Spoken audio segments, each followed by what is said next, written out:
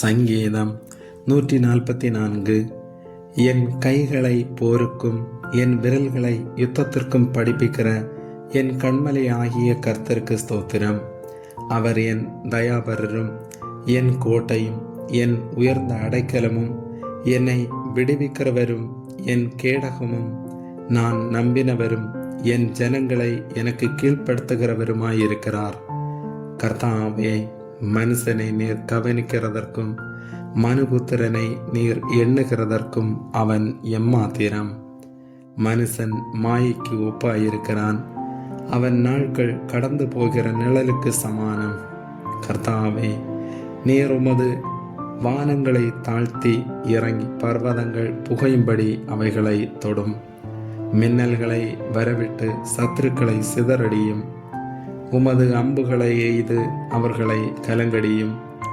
உயரத்திலிருந்து உமது கரத்தை நீட்டி ஜல பிரவாகத்துக்கு என்னை விலக்கி ரட்சியும். மாயை பேசும் வாயும் கள்ளத்தனமான வலது கையும் உடைய அந்நிய புத்திரரின் கைக்கு என்னை விலக்கி தப்புவியும். கர்த்தாவே, நான் உமக்கு புதுப்பாட்டை பாடுவேன். தம்பரினாலும் 10 நரம்பு வீணையினாலும் உம்மை கீர்த்தனம் பண்ணுவேன். நீரே ராஜாக்களுக்கு ஜெயத்தை தந்து உமதடியானாகிய தாவீதை பொல்லாத பட்டயத்துக்கு தப்புவிக்கிறவர். மாயை பேசும் வாயும் கள்ளத்தனமான வலது கையும் உடைய அந்நிய புத்திரரின் கைக்கு என்னை விலக்கி தப்புவியும். அப்பொழுது எங்கள் குமாரர் இளமையில் ஓங்கி வளருகிற விருட்ச கன்றுகளைப் போலவும் எங்கள் குமாரத்திகள் சித்திரந்தீர்த்த அரமனை மூளை கற்களைப் போலவும் இருப்பார்கள்.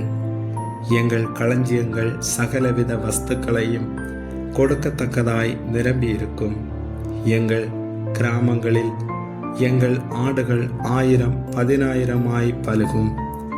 எங்கள் எருதுகள் பலத்தவைகளாய் இருக்கும். சத்துரு உட்புகுதலும் குடியோடி போகுதலும் இராது. எங்கள் வீதிகளில் கூக்குரலும் உண்டாகாது. இவ்விதமான சீரை பெற்ற ஜனம் பாக்கியமுள்ளது. கர்த்தரை தெய்வமாக கொண்டிருக்கிற ஜனம் பாக்கியமுள்ளது. ஆமேன்.